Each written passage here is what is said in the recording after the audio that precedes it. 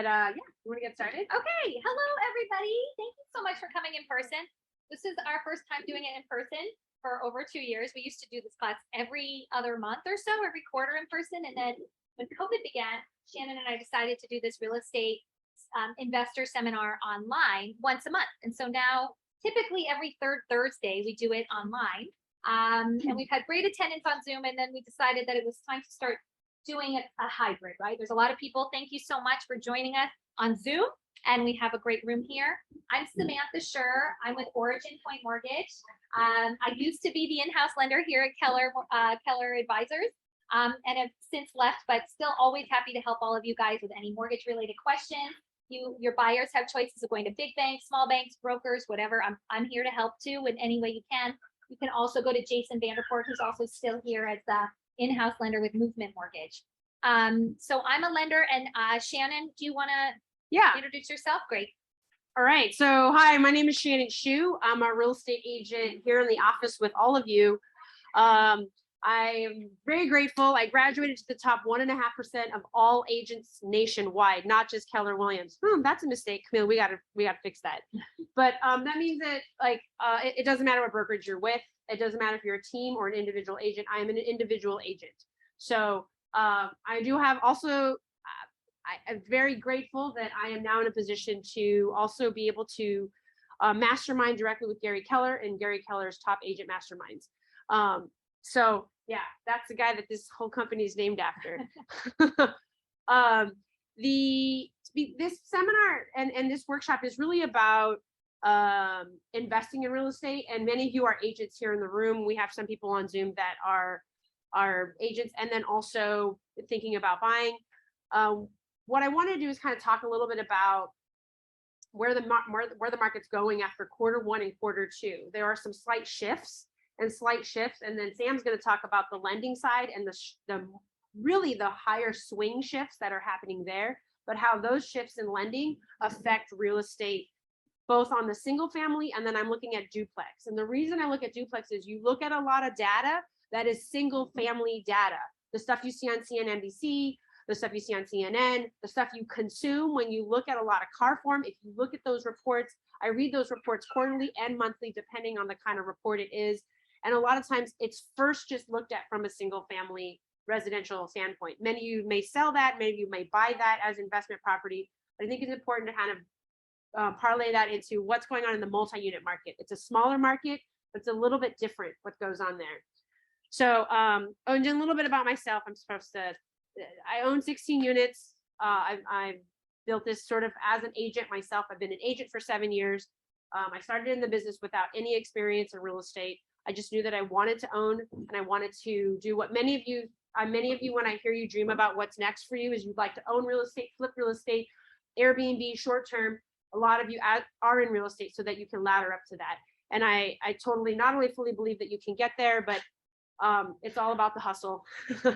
I love Vietnamese spring rolls, and my vision for the world is connectivity and vulnerability. Sam, do you want to finish anything? For sure. I'm so honored to be up here with Shannon. It's such a giant pleasure, really, to work with her always. And so, you guys, she's in this office, and so an investor, and just so easy to speak with, as you can tell. So anyway, I am Samantha Shue. As I mentioned, I work for Origin Point Mortgage. Nice to see you. I own my single family home with my husband and our 2 girls and our little dog. And my vision for the world is positivity and gratitude. So we hope to take this forward for you guys. We're going to answer questions at the end. But if there's something that's just like really irking you, let's see if we can address it. And if not, we'll handle it further at the end. Yeah. All right. Sam, you're up. Okay. Come closer to the camera and the microphone. Okay. So all of you know how interest rates have changed. And just to give you an idea, this is just Q1. Excuse me, I have a darn typo. Q1 2022 to Q2 2022 in June. Okay. So right when we started off the year, rates were around 3 3/4. And that was sort of stable. It had been sort of stable like that for 6, 8, 9 months. Remember? I mean, it had even gone as low as like 2.5, right when COVID began. So I wanted to give you an idea of what does this mean for when I help a lot of you guys and your buyers are buying with loan sizes around 650, maybe 800, maybe $1 million, maybe 3. But I chose my average loan amount, just so you guys can see what I work with. So at 3 3/4 rate on a $650,000 loan, the payment just for the mortgage was like $2,000. You still have to add in taxes and insurance and HOA. But at that point, it was like 2,000, right? Like about what they pay in rent. Okay, give or take. Now, well, in June, interest rate was around 5.5. So that same $650,000 loan cost them $1,700 more per month. Okay, in addition to gas prices, in addition to everything else that we're seeing inflation on, right? I watched the other meatflation, right? Like meat has gone up so much, right? Milk, everything. And so that's why a lot of buyers right now are like, okay, I'm going to wait. But look what Shannon's saying. If you wait, there's a lot of buyers out there that are still buying homes, and it's still competition, and home prices are still increasing. So as you wait, and this week, there's going to be an announcement from the Fed that they're going to increase rates again. Now, if you're going to learn one thing today, I think Jed and Katrina and Dora probably know this because they're my star students, and maybe Kiana too. When the Fed announces this week that they're going to raise rates, that doesn't mean that this 5.5 is going to go up by 3/4%. It's not going to go up to 6.25% when the Fed announces it. The mortgage industry has already baked in to their rates what they expect the Fed to do. So this is June rates around 5.5. We're now like around 5 3/4-ish on average on rates. Maybe you'll see some 6% now. But when the Fed makes their announcement this week, if your client or anybody in your sphere has a home equity line of credit, that rate is going to go up immediately when the Fed announces the 3/4% interest hike. Okay, so the news doesn't cover it that way. Your buyers, your sellers all hear it as rates went up by 3/4% today. They didn't. Actually, on the day that the Fed raises rates, so it should be Thursday or Friday, mortgage rates will actually go down. Okay, so learn that. And the reason is because mortgage banks have been assuming that the Fed's going to be raising rates. And so they've already, remember how fast they increased in January and February, because they know rates, hi Janet, are going up and up and up. When the Fed does what they say they're going to do, mortgage rates will actually tick down a little bit on that day. No news is going to cover that. But if you come and ask me, or if your buyer asks me what's rate yesterday versus today, it actually will go down. But if they don't raise it by 3/4%, which is what the news is saying they're going to do, mortgage rates might go up. Not by 3/4, but they may be angry at the Fed and react like, they didn't do what we expected. Okay, so when you hear the news, don't get depressed. Okay, it's going to affect home equity lines of credit, and it's going to affect credit card rates. So if you have anybody in your sphere who owns a home who has equity in their home, it may not be a bad idea because the equity's been growing so much, right? Ever since 2020, the appreciation, they could take some of that equity and pay off their debt and not have so much high interest credit card debt. Okay, so that's an alternative they could talk to me later about. But this is just an easy comparison. If you look at the next slide here, Shannon and I talk about this all the time, and I think if you can wrap your head around it, you'll be able to explain to your buyers that home prices are not going to be going down like this, right? In 2010, the last recession that we're all very familiar with, it was all related to the housing market. This recession, it's not related to the housing market, right? We just went through an enormous pandemic, right? Lots of issues that we're still dealing with from 2.5 years ago. The last recession was caused by home prices and loans that were not regulated, right?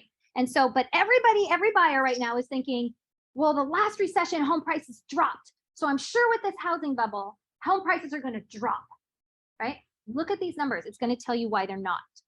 Okay, if you have a client buying $1 million house, putting 20% down, the loan size is $800,000. Okay, if you took what the rate was at the beginning of the year, around 3 3/4%, that payment would be $3,700 a month. Okay, if you take that same $1 million house and you do it at 5.5%, their payment goes up to $4,500 a month. Okay, not significant for those buyers who can already qualify, who got those glasses on to say, no big deal, I don't care that the rate's higher, it's not that much more per month for me, it's worth it to buy the house, right? And these numbers exclude taxes and insurance. But really what is interesting here is if they wanted to keep their payment at $3,700 a month, they would have to get a loan amount of $650 versus $800. Okay. And so that would actually mean that the home price would have to drop from 1 million to 800,000 to get that same payment. There's no world that we live in that home prices are going to drop by 20%. We all know that. Okay. That $1 million house that's for sale right now in your neighborhood is not going to go down to 800,000. Just look at the data that Shannon just shared with you. So it's very interesting where people are thinking, well, I'm just going to wait. When rates go back down, I'll buy that house. After every recession, home prices go up, rates go down, right? Yeah, if they wait around long enough, rates will go back down again. But will that same $1 million house be worth 800,000? No chance. It'll probably be worth more because we still have all these buyers looking to buy. Okay, so what can your buyers do? They're frantic. They don't like me. They don't like talking about interest rates right now, but it is what it is, right, guys? So we're in a market where people can still buy. And as we already talked about this year, the Fed has increased rates by 1.5% already, or 150 basis points. They're expected to do another 2% through the rest of the year and into 2023. So this week, they're likely going to announce rates are going to go up by 3/4. But remember, that doesn't mean that our rate around 5.5 or 6% today is going to go by another 3/4. Okay. What can people do? You might be hearing about adjustable rate loans. Those are called ARMs. And that means that the rate is fixed, not for 30 years, but for a portion of that time. Still a 30-year loan. So it might be fixed for 5, 7, or 10 years, and then start to adjust on that 10th year. And every 6 months, it used to be annually, they used to call them a 10-1. Now they call them a 10-6 or a 7-6. That 6 means every 6 months, the rate will adjust. So if Jed comes to me and says, okay, what's your 30-year fixed rate today? I'd say, okay, it's probably around 5 3/4 or 6%, depending on your loan size, whatever. If you went with a 10-6 ARM, the interest rate might come down by about 2%. So he might be looking more around 4 3/4%. And that would make it, for him to make that payment a little bit more appetizing, right? He may not go for that 10-6 ARM, but that's something that you can talk to your sphere about, to say, like, there's options. You don't have to go with a 30-year fix, because remember, you're dating the rate. You're marrying the house. When the recession is over, hopefully not too long, right? A year or 2 years from now, interest rates will go down. And everybody who's buying right now is going to buy that house, that $1 million house, not at 1.1, not at 1.2, at $1 million. And in 2 years, when it's worth 1 or 1.12, and they have a rate of 5.5 or 5 3/4, they'll be able to reduce their rate and refinance. Okay. Okay. Did you have a question? Yeah. So what situation would it be appropriate to recommend an ARM? Because my thinking is, if the rate's going to go down, it makes more sense to refinance. But if you're using an ARM at this point, you're taking a massive risk because rates have gone up to like over 20%. So when would it be an appropriate time to Well, if you look at, you can refinance anytime. So you don't have to wait till the 10 years are over. And you can refinance really anytime. And if you look, I can show you guys too.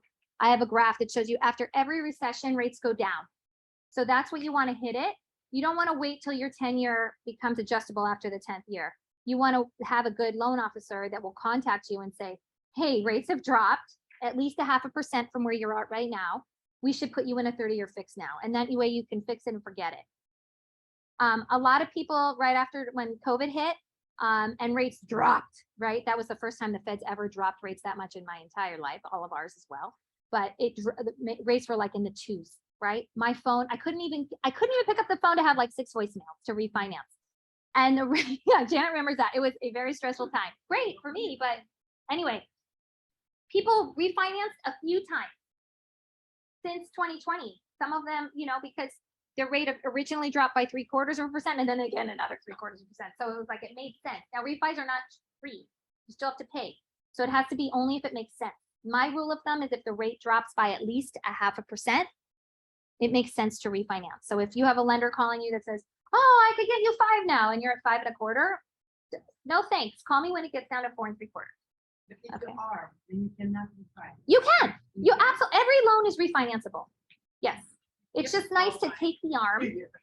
Yes, if you qualify, if your life stays similar. If what's nice about taking the ARM is that you could get that 4 3/4 rate versus 6% rate.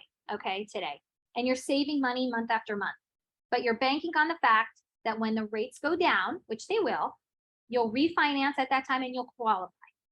Okay, if your life changes and all of a sudden you've lost your job and you can't qualify and you're stuck, and in 10 years it's going to adjust, and it's not going to go up to 20%, but it can go up, you know, usually 6% over the life of the loan. So it could go, you know, if it's starting at 4, it could go to 10, right? But that's the chance. But that's what you have to be strategic, right? If your buyer is strategic. You can also add a cosigner. If you can't qualify at the current rates, we can always add a cosigner and see if that would help, right? A parent or a sibling. Your turn. Yeah. Go for it. But I'm interested to hear what you think about this too. 'Cause All Sam, right. Sam asked like, hey, last minute, let's add a rental slide. I'm like, okay. So here's the last I minute. agree with curveball. That's all right. I caught it. So here's the rental slide. And the reason we're even talking about rental is because if you're an investor, you're going to rent it. Positive, you're going to rent it because otherwise it'd be your own home. This is what's going on in the rental market. There is an upswing in rentals desire and need. There's not enough inventory. So and this is why as inflation gets under control, rents will go higher because renting is an alternative to buying when interest rates go up. There are many of your clients, their lease is up, they wanted to buy, they can't afford, they don't like what's in their price point, and they're like, forget it. I have this down payment. Now we're just going to get something bigger for ourselves, or the kids are old enough, they need to get them in this school district, we'll rent in that school district. Whatever life circumstances got them to the table to want to buy, and they said, never mind, their life circumstances are still the same. Now they're going to go take it somewhere else. They're going to go to the rental market. That plus the usual rental turnover. Now you've got more people renting in the market. Very great for landlords. New and old landlords. You buy something this month, you turn around and rent it. Yeah, you're going to experience the same excitement as a landlord who's owned their place for 10 years. Inventory for rentals being so limited. The main thing that the pandemic brought around is a yard. Everybody wanted outdoor space, whether you were buying it or you were renting it. You were in a condo, you were like, too small for us. Now we're both working from home. And the dog drives us crazy. I mean, it's just all these things about your life circumstances. You felt like you knew exactly where your 4 walls were. I mean, many of you in the room, many of you on Zoom, totally understand what I'm talking about. So now people want a yard. Everybody, even though the pandemic is lightening up and we're all out and about and people are going back to the office, even on a hybrid schedule, people still want a yard because now it's become the way to feel like you have some space and not have to go places. We've also become a little bit more like social hermits. So because we're more hermited at home, we're like, we want space. So some statistics for you. The Bureau of Labor Statistics said that the average price of a new lease has increased more than 11% over last year at this very same time, right? So that's nationwide. That's nationwide, right? So 11% is huge here. If you think about 11% on a $5,000 lease, that's almost $600. Housing and rental costs have continued to rise steadily, also with rents increasing. This is also nationwide, 5.8% in June alone, right? So that tells you where did that come from? The buyers that didn't buy, right? So a lot of this upswing is now. I was just going to say, I've had a lot of clients, and those of you who write offers for buyers who think that they don't need their pre-approval letter, and you say, you know, you need it. You really do need to have your buyers speak to their lender before they write an offer. Because I am getting a lot of clients right now that are, they got their offer accepted. Oh, awesome. Should be smooth sailing. Well, they get their offer accepted, then they go search for a lender. Who knows how long that takes? Time's ticking, right? They only have 30 days or 21 days. They speak to a lender who may or may not know what they're talking about. It goes to underwriting. It doesn't get approved for a myriad of reasons, right? I had a client the other day who could get approved. Their income is great. Their assets are not, right? They call them Henrys, right? High earners, not yet saved any money, right? What is it called? Henrys. High earners, not yet saved. Yeah. Not yet rich, excuse me, not yet rich. They are, and also these buyers have a property in Australia, that the ones that I just recently worked with, that they thought they would be able to sell, but they're living here permanently. And so when they were trying to figure out their proceeds, they'd have to pay a ton of taxes because they don't live there anymore. So they had like 200K sitting there, but it's not available. And so they came to me sort of because their other lender couldn't do it. And I'm looking at it, I'm like, okay, but, and then the seller is the builder and he wants them to pay all their transfer taxes because the builder's losing money right now because of rates. And, and we just couldn't make it work. It just fell apart. And there's a lot of, I don't know if you've been hearing, but a lot of escrows, I've heard the number around 10% of escrows are falling out. And it's, I think, a lot because buyers are more easily getting their offers accepted, right? But may not qualify for reserves, for income, for debt ratio, for credit. There's so many different things that an underwriter looks at. And a lot of times they send something in and it looks all good to the loan officer, but once it gets to the underwriter's desk, not good, right? So just make sure they're doing their homework. Oh, wait, yeah, you go next.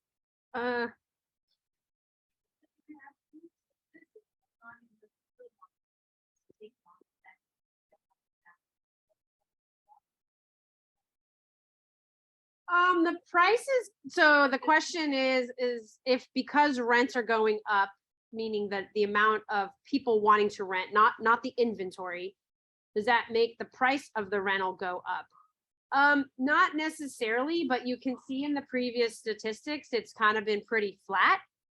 And then we see this upswing in single family. There's that I think we're going to see pretty flat across the board. And the reason is because even if your rents increase, your interest rates increase. So now you're just moving up. Everybody moves up. I don't think it's going to push the pricing up. It will, though, bring a different investor to the table. I think now I see, and I'm a buyer. I'm currently looking for multi-units. I want more cash flow, not only because my interest rate is higher, but also because I'm looking for the deal. Like I'm still looking for a deal. If the market shifts, I want a deal. The deal changes for me, right? So I hope that helps answer that question. Okay, so let's do some quick. I just want to do some quick comparison. I want to show you two duplexes that recently sold in first quarter and a duplex that sold in second quarter of this year. They're both in Jefferson Park. They're both in Los Angeles. They're almost the same property, but different locations. This is the one on 28th is a duplex sold in January for 1.1 million, 6-bedroom, 4-bath, 2,600 square feet. Took 37 days to get it under contract. And then you see the duplex at 3034 Edge Hill sold in April for 1.1, almost the same price. 4-bedroom, 2-bath, so a little bit smaller, but square footage is the same. So one less. Way bigger. The lot size is massive. So you actually can add on, you can add an ADU to that. You cannot add an ADU to this one, is too small. Yeah, so that, just to give you an idea, that took 30 days on market to sell also. So these are almost a mirror image of each other. There's some caveats there, right? There's some differences in the two, but the interest rate didn't really change anything between January and April, okay? So now let's experience a single family in Mar Vista, also city of LA. This one at 4084 Michaels sold in June for $1,825,000. The listing agents are buddies of mine. 3-bedroom, 3-bath, 1,893 square feet. Took 13 days. They got a ridiculous number of offers, and that was June. I think they had 11 offers or 9 offers. The Ala house, I offered on that with my clients, and we were backup number 2. We did not get it. They bought another home. That sold March 2022 for 2.16 million. And look how much smaller it is. The square footage of the house compared to Michael is almost 400 square feet smaller.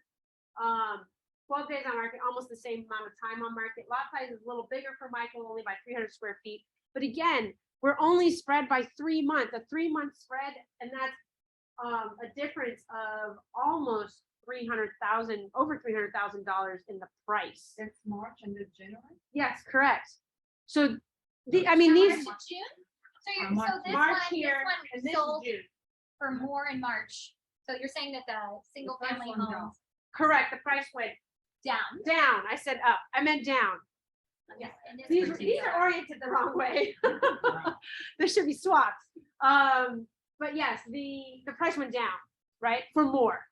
So now your buyers should be thinking to themselves like, oh, look, quote, I want a $300,000 discount from now going forward in 3 months. You're not going to probably see that, right? But and this might be an extreme. I found an extreme case. And by the way, these homes are only 3 blocks away from each other. Similar condition inside. I've been watching all the time, so many houses are going down. When you look in, same houses I like put a heart a few months ago, they're 20,000, 30,000. Well, because they're 50,000. sitting. Yeah, they're sitting and prices are going Yeah, down. well, that's the thing, Well- like, so it just depends on how they list it. Right, and so it's how it's listed, because this Michael one didn't take very long to go under contract. But they also told me that, like, they wanted to get their client 2 million because they had this one as one of their comps 3 blocks away, right? And it was smaller, right? So there's a lot of reasons why, as an agent, when you go out and you comp this, and your clients are like, I want 2 million, that seems like a deal compared to the one 3 blocks away, right? And they didn't get 2 million, right? They took their highest offer that they had. They went into multiples and it got pushed there. So again, you're gonna see deals like this. Both of them had multiple offers, very, very competitive. Yes. You know what the list price was for the March one? This one was 1.899. This one was 1.899. This one was I think it was 1.799, but I could check. Well, it wasn't a big, or maybe 1.699. Yeah, but they wanted to. We talked about it. I didn't make an offer on it, but okay. Well, that was the comparisons of those two. I'm like, we're down to the last slide, and we're in about 15 minutes to the end, so we have some That's Q okay. and So A. we'll get some questions, and then we can also Yeah. see what we could do to address these. Sure. So I'm gonna move to. So I'd love to hear one thing you learned